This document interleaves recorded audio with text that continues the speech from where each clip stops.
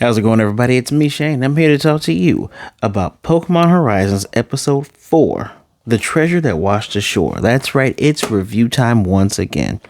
Before I go any further, please do not forget to hit that like button, subscribe, and hit the notification bell to be notified of more videos just like this one. I know what you're saying. Didn't Episode 5 come out today? But you know what? This being a week behind kind of helps. Feels like there's less pressure. I don't feel like I gotta catch up. I don't really see, for some reason, I don't see a lot of spoilers ever since I've started reviewing, because beforehand I'd see tons of spoilers and tons of stuff that if I actually, cared to catch up, I was actually actively looking for spoilers. But now I'm just kind of almost, I don't want to say blind, but it's nice. It's nice. And it's such a very nice anime, like sincerely. So we got a couple of key points here. Because last episode we left off, we saw Roy, didn't fully get an introduction to him, but he found the old flag from the Voltacklers, Rising Voltacklers. And here we are. Premise now is that there's holes in the blimp part of the ship. They have to stop off. As they're stopping off, hilarity ensues because Freed has to go and get some things from an older guy who he knows lives there on this island that's off of Kanto. A little small. Let's do some small details here. Liko school break is almost over. Roy actively goes to school, but it looks like, just like as if they were in a real classroom, if people sign in early, they talk to their friends. It's pretty cool, pretty interesting. I enjoyed that little bit of that. And we get cute Pokemon interactions, like Palmy running, getting Snorunt to chase it around. I fully understand now why that last evolution, you have to get it. You got to walk around with the Palmalo. One of my favorite newer Pokemon too. That whole Palmy line. It's my version of Pikachu. As a matter of fact, some of us call it Super Saiyan Pikachu because it looks like a Super Saiyan Pikachu. And the other cute interaction is Fuecoco with Charizard. Fuecoco looks up to Charizard. We see Charizard have it doing jump rope with its tail for it. I mean, it doesn't get any cuter than that. As a matter of fact, I want to say that Molly, the Nurse Joy, she pretty much confirmed that Fuecoco's they're pretty sure he's only on the ship just because Charizard's there, which I think is pretty darn cute. I think it's funny that my favorite Pokemon is interacting with one of my favorite Pokemon of this new generation. I do hope Fuecoco fully evolves into Skeledirge. I would love to see those two interact then. Now, let's do some key points here. We get the Roy intro. He has that ancient Pokeball that he just keeps spinning around. It's his treasure. He just keeps spinning it and showing it. He's very much a kid. There's a difference between him and Liko. Liko is always overthinking. It seems like Roy just kind of goes and does. He lives in the moment, which you see when Roy is helping out Liko while she's running from the forest Pokemon. She's thinking like, who is this guy? Why is he with Fuecoco? Wait, what? Oh, I don't have time for that. Just let me go up here. And he just acts. Instantly is like friendly to her, knows that she has to be friendly because Fuecoco's friendly with her. Pretty interesting stuff. We know his dream and his goal. His dream is to leave that island. No one ever leaves the island, unfortunately, which is actually a really cool thing to have remote classes via phone, because their phones are living Pokemon inside of a mobile computer. That's what smartphones are, if we're going to be honest. So I like that. Remote learning. If it wasn't for the whole panoramic thing, I'm saying that wrong on purpose, for the whole panoramic thing, this would have been like, oh man, that's a pretty interesting thing. I bet you the panoramic probably inspired them to go, well, we need them in school because the games are about school. Remote learning. I enjoy that. Roy's goal, his dream, has become an adventurer. His grandpa always told him about ancient adventurers with the ancient Pokeball. which for some reason reacts to Liko's pendant. Liko's pendant started glowing along with it. It looks like they might be a set that go with something, but what something is that, who knows. But he wants to be like the ancient explorers. Pretty sure that ancient Pokeball is empty because it won't open up. I'm pretty sure it's not empty. I'm pretty sure there's something inside of it. And that's what he wants. And he said he wants to be a Pokemon trainer so he can go on adventures and find ancient things. Okay, then. Indiana Jones. And I'm instantly saddened because I don't think Liko's going to be a person that goes out and battles and goes to these gyms, which is something I actually really wanted. I'm applauding them because they're doing new things. I like a good battle, but given the fact that we've had 2-3 matches of Freed versus Amethayo and they've been really good, I'll hold out. If by episode 20 it's clear that they're not having gym battles, I probably won't bring it up again, and I'm gonna probably end up treating this anime different. That's why I said 20. I'm not gonna go up to episode 10. We're gonna give them some time. Give them to 20. Then they'll let me know what type of groove I should know that we're in. He watches Needle Thing. Roy watches Needle Thing. That's where he learned how to throw Pokeball, because there was no trainers on the island to teach him how to throw, and he throws really well. Like, he skipped a stone past a Krabby and a Staryu. He throws the rocks against the trees and they're accurate. He kind of reminds me of the Pokemon Adventures manga, Crystal Chris, and the Pokemon Crystal games, but the Pokemon Crystal manga counterpart, where she was like a capture specialist. She has a special capture method where she can use her feet. I'm gonna be honest. When I was younger, small little tangent. When I was younger, I enjoyed the Pokemon Adventures manga a lot. It was different. They actively killed Pokemon. Some of the battles were interesting, even though it was pretty weird because they kept switching out, and it's like, okay, but only one fainted, and it was unique. I give it credit for being unique, having fantastic art. But now that I'm older, I'm just like, a lot of your choices in this manga is just weird. Like, some gym leaders being completely evil, the Elite Four being completely evil. And this is the early stuff. I didn't particularly care for it. Now, there's some other Pokemon mangas like the Diamond and Pearl Adventures, not Adventures manga, the Diamond and Pearl Adventures. That stuff was fun. Maybe one day I'll do a video on that, but not right now. But yes, he reminds me of Chris with being I guess he looks like he's a capture specialist. I can't wait till we get the kid some Pokeballs so he can just start catching Pokemon. One of the B plots is that Fuecoco, he ate all the berries. So he falls off of the ship.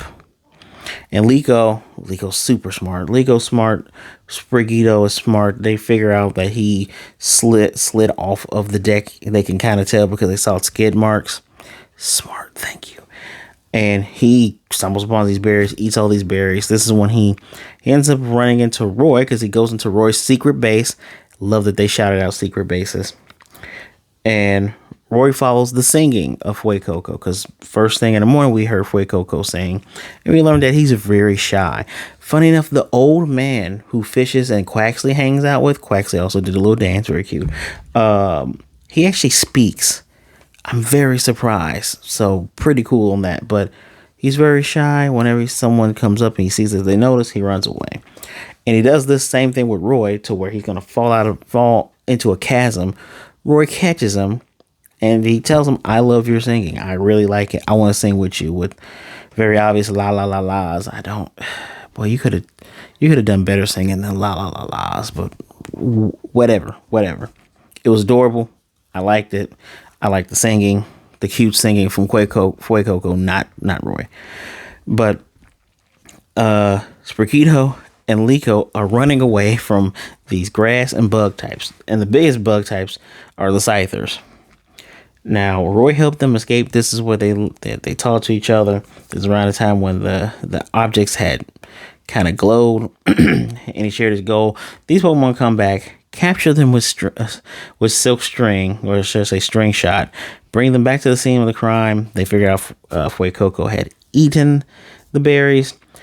Freed, when trying to talk with the grandpa, Roy's grandpa, obviously, he gets word of the Pokemon Forest being agitated.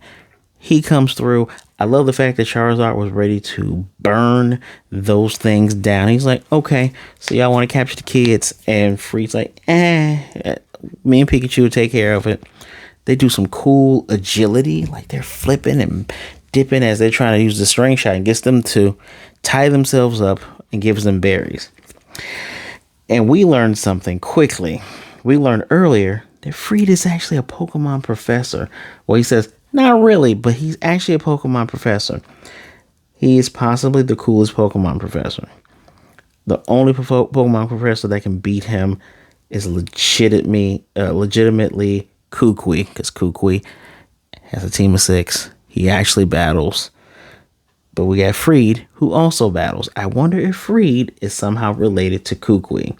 Both, brown skin, tan skin. He could be the Pokemon version of Samoan, so who knows? But yes, he's a Pokemon professor. And Roy's able to pick up on him being a Pokemon professor based on his knowledge of just calming down Pokemon with the berries. Now, before Liko and Fuecoco have to leave, herself and Roy and Sprigatito and Fuecoco, they go and gather more berries to replace the ones that Fuecoco ate. They do more than replace it. It's like triple that little tiny little patch of berries he ate. It's like triple, really massive amount of berries. So problem solved, yeah. We do get that Fuecoco is less shy about singing because of Roy now. And Roy saying that he likes his singing because he was singing in the middle of the night, not really worrying about anything. And the last part we get towards the end is Amatheo's group talking with whatever connect they have. I guess he's telling that person, don't tell the boss. I got a plan. We also see that it has to be a tracking device. It's beeping. It's flashing. It's more than likely a tracking device. And it's kind of weird that the old man didn't see Fuecoco fall in the water just like he didn't see the tracking device get put on. What's the point of you sitting there? Other interesting details before I forget. Liko and Sprigatito, they do observation deck watch, so they're more or less it's not cabin boy. It's like a crow's nest. They're in the crow's nest, even though technically Noctowl is in the crow's nest, always sleeping during the morning. I thought I might have lost my train of thought. Oh, she also feeds the Pokemon, and I like the fact that she pays attention and remembers this interaction she had with Fuecoco to go, hey, he's missing. That is much appreciated. And excuse me, for the seminar of today, can you guess what Pokemon's part of the seminar? If you guess Scyther, because Scyther's one of my favorite Pokemon. But if you guess Scyther, you would unfortunately be wrong, because today, or this episode, it is Fuecoco. Look how adorable that is. Or the Japanese name Hogator. Ho, Ho-O-O. 10 means fire. Gator is, you know what Gator is. Yeah. Fuecoco. Apparently, and even I knew that was fire, but even I didn't really pay too much attention to it in the game. This here, that's not hair, that's flames. And the flames move and change based on the emotion that Fuecoco was feeling. Funny enough, this guy falling in the water didn't really super hurt him. I like that in battle, the elements they're weak to hurt them. But I like that, I can fall in water, I just don't like it. Very cute, very adorable Fuecoco. Thing also likes to sing. I like that because if you're not familiar with its final evolution, Skeledirge, the thing gets a fire microphone and just straight up sings. So I'm gonna love seeing that thorough line go all the way through Fuecoco's evolutions in the anime. Small other little detail is Liko and Sprigatito only doing Leaf Age, aka Konoha. You gotta learn another move, because Konoha barely did anything to the bug and grass type Pokemon. Now, Fuecoco tried to use flames again and it didn't work. So maybe Fuecoco will learn. I don't remember what's the fire version of Leaf Age? Give me 2 seconds. We're gonna do this live. Fire version of Leaf Age. I have no clue, guys. But you know there's another move. Is it? I can't remember if Leaf Age and this other attack combined, or if it was 2 other attacks that did something. Nope, Leaf Age is something completely different. I don't know what people who play Pokemon, you know what I'm talking about, right? The moves where you do grass then water, it makes a thing. It makes mud. You do grass and fire, it makes a hurricane. Water and fire makes boiling rain. Cannot remember the name of those moves. Probably fire terrain. I don't know. I'm not gonna get into that. That's neither here nor there. But yeah, she needs to learn some other moves. Although this is feeling more like an adventure anime, so I look forward to seeing what other challenges they have outside of the explorers and whoever their big bad evil boss is. I don't know how much longer they're gonna be in Kanto, but let's just enjoy. For me, the cuteness of Coco, learning a bit about Roy, seeing how he's different from Liko, that garners a 4 out of 5. Nothing spectacular, but the cuteness factors and seeing again how much character these characters have is a delightful thing to see. Please let me know what you think. Comment section down below. Do not forget, hit that like button, subscribe, and hit the notification bell. Be notified more videos like this. I thank you once again for taking some time out to listen to me talk about Pokemon. Please be good, be blessed. Wash those hands. Be good to yourselves. Be good to others. Either way it goes, don't be a jerk about it. And you know what? If you're feeling alone and lonely, realize that there's someone out there that cares about you. There's someone that would rather talk to you today than to miss you and mourn you tomorrow. So reach out to somebody. You can follow me. My socials are right there in the description. Hit me up. I will definitely say hi to you. Well, you know what, guys? I will most definitely see you next time. I'll catch you.